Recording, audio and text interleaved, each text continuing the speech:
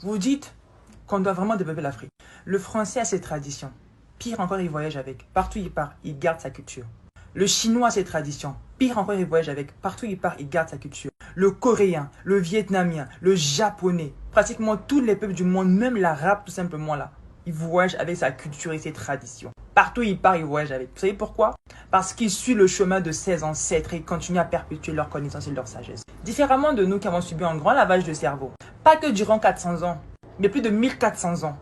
Parce que même notre système scolaire actuel découle de l'époque coloniale. Les enfants apprennent les mêmes choses depuis des années jusqu'à aujourd'hui.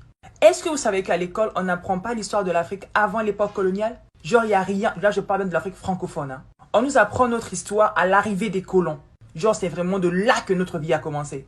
Et vous savez très bien que c'est à partir de là que l'histoire a été falsifiée. Genre, l'Afrique, avant l'homme blanc, il n'y avait rien. Il y avait un vide total. C'est ce qu'on nous a mis en tête depuis le bas âge. Et on nous a appris qu'on nous a ramené l'écriture, la langue et tout ce qu'on a aujourd'hui. Imaginez-vous qu'on a une génération qui grandit comme ça.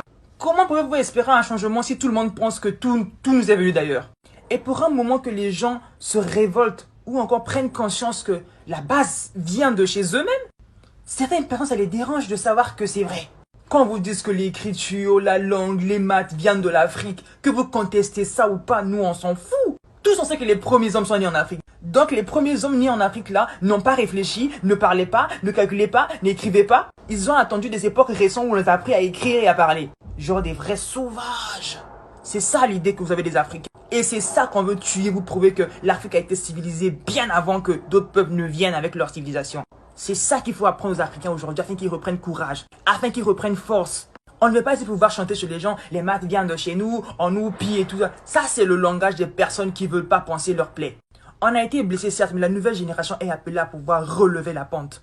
Si nos aïeux se sont battus pour notre indépendance physique, aujourd'hui c'est à nous les jeunes générations de pouvoir se battre pour notre indépendance mentale et spirituelle. On ne peut pas s'en foutre du passé. Regardez les Chinois, ils ont leur écriture. Ça veut dire qu'ils ont fait recours au passé afin de préserver leur écriture.